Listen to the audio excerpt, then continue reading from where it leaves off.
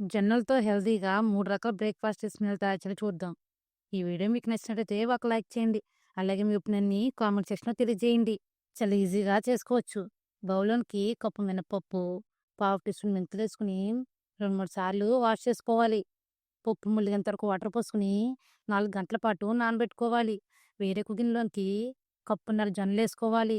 ఒక 2, 3 సార్లు వాష్ చేసుకోవాలి. ఈ జొన్నలనేవి ఎక్కువసేపు నానబెట్టుకోవాలి. కనీసం 6 గంటల పాటు నానబెట్టుకోవాలి. కప్పున్నర ఇడ్లీ రవ్వేసుకొని 2, 3 సార్లు వాష్ చేసుకొని 2 గంటల పాటు నానబెట్టుకోవాలి. గిన్నెలోనికి పావు కప్పు పల్లీలేసుకొని పావు గంట పాటు నానబెట్టుకోవాలి. ఇవి పేపర్ పెట్టుకున్నా పర్లేదు, లావెట్టుకున్నా సరే పర్లేదు. మనం పప్పు మిక్సీ పట్టుకుని 10 నిమిషాల ముందు అటుకులు నానబెట్టుకుంటే సరిపోతుంది. మిక్సీ జార్‌లోకి పప్పేసుకొని కొద్దిగా వాటర్ యాడ్ చేసుకొని వీలంత మెత్తగా మిక్సీ పట్టుకోవాలి. మిక్సీ పట్టుకున్న పప్పుని గిన్నెలోకి ట్రాన్స్‌ఫర్ చేసుకోవాలి. తర్వాత అదే మిక్సీలోకి నానబెట్టుకున్న జొన్నలేసుకొని మిక్సీ పట్టుకోవాలి.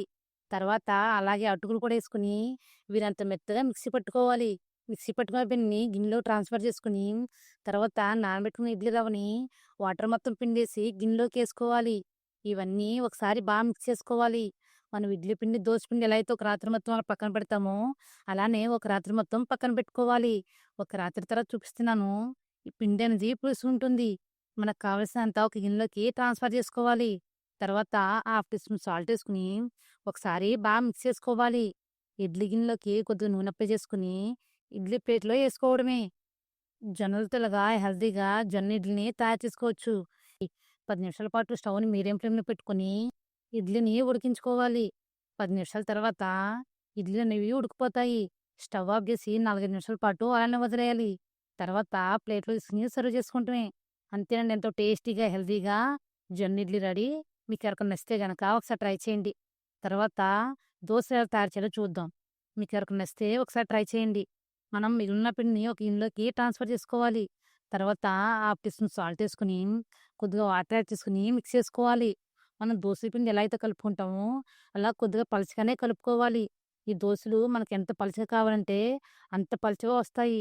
లేదు మీకు మెత్తగా కావాలంటే గనక మీరు మందంగానే ఏసుకోవచ్చు.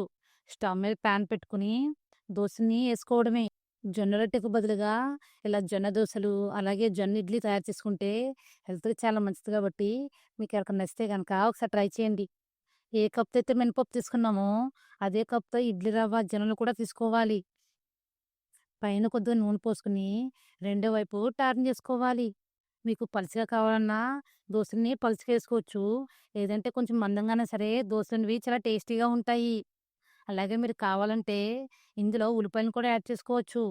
జొన్న రొట్టె చేయడం రాని వాళ్ళు ఇలాగ జొన్న దోసలేసుకొని ఒకసారి ఇలా ట్రై చేయండి. టేస్ట్ అనేది చాలా బావుంటుంది.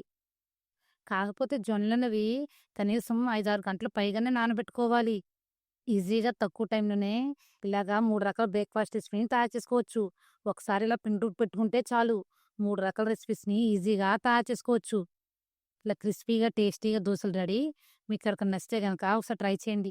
అలాగే వీడియో పైన ఒపీనియన్‌ని కామెంట్ సెక్షన్‌లో తెలియజేయండి. చాలా హెల్తీగా, ఈజీగా తయారు చేసుకోవచ్చు. తర్వాత గొంతు పొంగనాలు ఎలా తయారు చేయాలో చూద్దాం. ఈ వీడియో మీకు నచ్చినట్లయితే ఒక లైక్ చేయండి. అలాగే వీడియో పైన ఒపీనియన్‌ని కామెంట్ సెక్షన్‌లో తెలియజేయండి. తక్కువ నూనెతో ఇలా డీప్ ఫ్రై కాకుండా గొంతు పొంగనాలని తయారు చేసుకోవచ్చు. బౌల్‌లోనికి కొద్దిగా పిండేసుకొని సాల్టు, పచ్చిమిర్చి, కరివేపాకు, కొత్తిమీర, కొద్దిగా జీలకర్ర ఇవన్నీ ఏసుకొని ఒకసారి కలుపుకోవాలి. ఇందులో వాటర్ ఏం పోయనవసరం లేదు. గొంతు పొంగనాలు ప్యాన్ పెట్టుకొని కొద్దిగా నూనె పోసుకోవాలి. తర్వాత మనం కలుపుకున్న పిండేసుకోవాలి. స్టవ్‌ని మీడియం మీద సిమ్‌లో పెట్టుకొని మూత పెట్టుకొని కనీసం 5 నిమిషాల పాటు ఉడికించుకోవాలి. 5 నిమిషాల తర్వాత రెండో వైపు టర్న్ చేసుకోవాలి. మీరు కావాలంటే పైన కూడా కొద్దిగా నూనె పోసుకోవచ్చు. మూత పెట్టుకుని మరొక 5 నిమిషాల పాటు ఉడికించుకోవాలి. అదే గనక మీ స్టవ్ హై ఫ్లేమ్‌లో పెడితే రంగొస్తే గానీ లోపలంతా పిండి పిండిలాగా ఉంటుంది. 5 నిమిషాల తర్వాత స్టవ్ ఆఫ్ జేసి ప్లేట్‌లో సర్వ్ చేసుకుంటమే. అంతేనండి, ఎంతో టేస్టీగా, ఈజీగా తక్కువ నూనెతో ఇలా గుంత పొంగనాలు తయారు చేసుకోవచ్చు.